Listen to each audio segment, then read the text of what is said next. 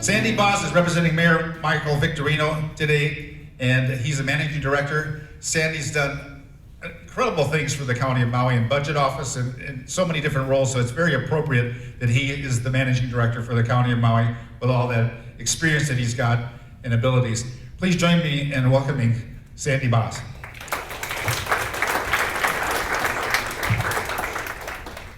Aloha, good evening, everyone. Aloha. There we go. Thank you.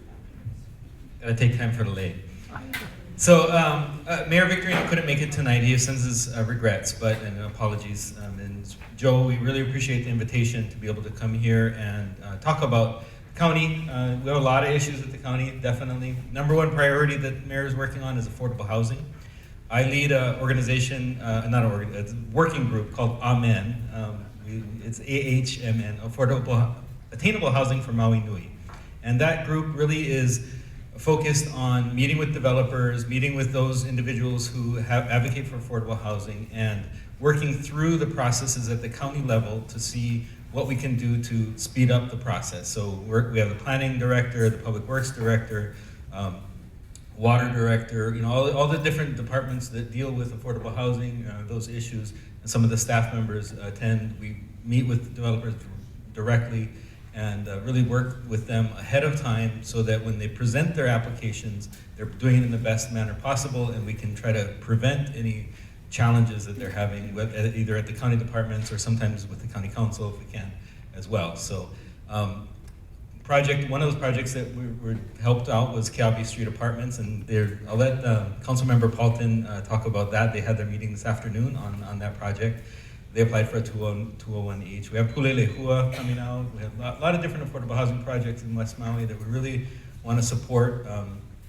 We feel that especially the more affordable housing in West Maui, less traffic we'll have on the road, because we still have most of our workers living in town and commuting. And so we'd really like to be able to transfer that. Those workers that can and want to live in Lahaina and work in Lahaina can do that same process. So we're working on that. A lot of other things going on. We are, as Angus mentioned, sea level rise, climate change is a really important topic. All of our departments are working on different aspects of that. So planning department is working on shoreline setback rules, and we have an analysis of our different infrastructure items and how they can be preventing sea level rise impact on those. We're looking at this, it's going to happen in the future. We're seeing some things with king tides and all that right now, but so we got to make sure we're making those changes now, but also planning for the next 50, 100 years, and our government make sure that we're having people and places in the right opportunities, so we're not investing in things that are going to be destroyed by sea level in the future. Homelessness is a really important topic, and so we're trying to address different things with homelessness and legislation, as well as funding for advocacy programs. We have, Kahaleaki Ola has their Nahaleo Waine'i over here, and we'd like to see if we can support expansion of that so they can provide more services. Salvation Army with support as well and what they're doing, as well as a lot of different organizations. Big issue with Lahaina and everybody that I'm sure you've been impacted by natural disasters, but fires especially lately. And this past year we've had over 26,000 acres of Maui burn. And it's a really, really challenging thing. We want to make sure that we're keeping everybody safe, that we are making sure that we're trying to prevent any hazards and prevent any issues, but things happen. The roads get closed. We're trying to deal with communication, making sure that we're providing open communication and quick to you, so when you know the road's open, the road's closed. We're changing our processes there. You might get an undesired text, but we'll send you a text anyway to make sure that if you're in that area, that if you're going to be impacted, we'll send you something, and it overrides basically your system. It won't be like the missile alert. Kind of similar, but we'll try to keep it from any missiles. One thing about that though is we have a challenge in West Maui with volunteers. We have different organizations. American Red Cross, of course, is the ones that staff the shelters. So when we have events that happen, we need to open up a shelter. We need the American Red Cross volunteers to be able to help to do that. And it's a challenge to get volunteers for that. We also have a couple of other organizations that deal directly with disasters. One is called Volunteer Organizations Assisting in Disaster, VOAD, and one is CERT, which is the Community Emergency Response Team. And so you can be trained, you can be supportive of those ideas and those concepts to be able to help people who are, when we have a natural disaster, if you're interested in helping, we really, really appreciate and need that help and assistance. One of the things, Joe mentioned the advocacy, we'll call it pushing of this organization has done to get things done in West Maui. And over the years, they've got a lot of things and they've helped out a significant amount of items. A couple of things that we would appreciate, working with the partnership and this organization and others in West Maui in the future, we need an emergency room. Yeah, we definitely need an emergency room on this side. And so whatever the county can do to assist in that, we would like to assist in that. It's something that we're going to need a lot of investments and private support in that. And then another thing is, because of all the fires, there's been a push for another fire station. And so if the support of that, we'd like to appreciate and support that as well. I think I was told if you build it, then we'll staff it. So I'll commit to that. If you build it, we'll go ask the council for money to staff it. So those are really the main highlights of what we're doing at the county right now. We are updating our hazard mitigation plan when it comes to emergency management, and they are going to be coming out to the community in February. So look for those announcements, and you can come and participate in understanding what hazards we deal with in our community and how we can mitigate the challenges of those hazards, natural disasters, things like that, fires, accidents. Okay, no question. We're gonna, yeah. Did you want me to answer questions or? Yeah. Ask for a question. Yeah. Well, if you guys have questions, we can. Oh, that's a good idea. Thank you, sir. Good, we have Office of the Mayor staff here. We are having a State of the County address. Mayor is going to be presenting a State of the County on February 11th. Yeah, Chivo didn't know that. Yeah. Yeah. Hey, Chivo, just to let you know, State of the County address is going to be at the South Maui Gym. We just opened up a new gym in South Maui, awesome gym. And so it's going to highlight that gym and have the State of the County address. Doors will open at 5 o'clock. The program will start at 6, and then the mayor will go on at 6:30. Kaku will hopefully be able to stream it live, as they did in the past, and so we'll work on that. But definitely, yes, so set that date in your calendar. Yeah, thank you. So February 11th is coming up on that. The mayor is preparing his budget right now. He went out to the community in September, October, different ask for your priority items, and we appreciate the input that we received from that. His budget will be presented to the County Council on March 25th, and then going from there, the council members will be reviewing that and going out to the communities again to get comments on the mayor's budget and any other issues you might have. So, okay? Good. All right. Give Sandy a big hand.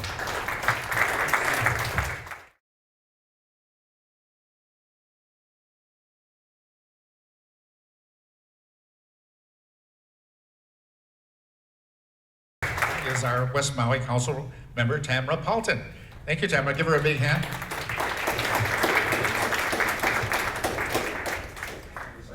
Yeah. Perfect. We have a label.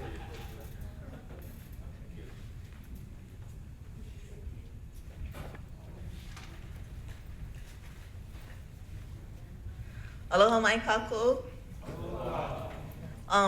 So I feel like I know a lot more stuff this year coming before you than last year when I was here. The learning curve was pretty steep, but it was helpful. My couple decades of experience as a county worker has really helped out a lot. I don't have anything prepared, but I do have some items that I think that you folks would be interested in, some updates, and I don't mean to take credit. It's just information, you know. So I just came from the Affordable Housing Committee.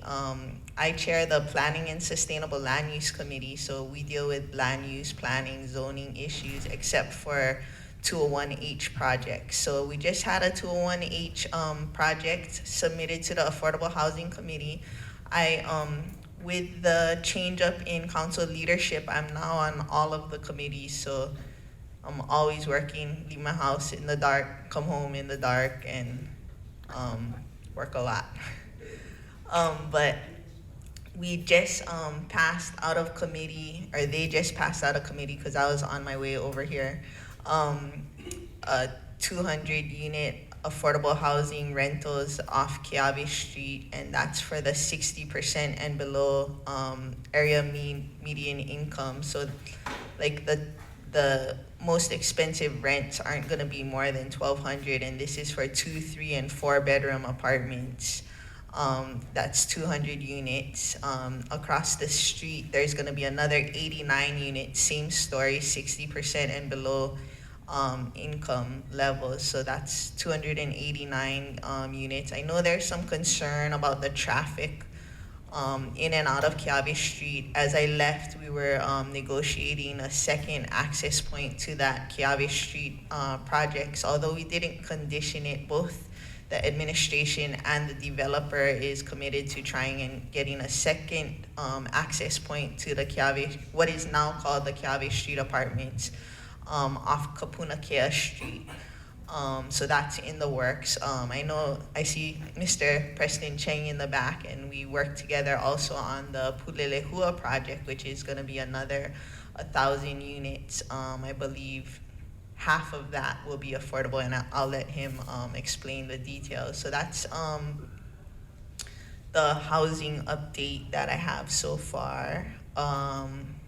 I think there was also a 201H project that passed in Laniapoko, and that's more a workforce one, so 80% and above, half of it, and then the other, at least half is 80% to 120% area median income. So that's, you know, kind of around 400,000, 300, 400,000 and up.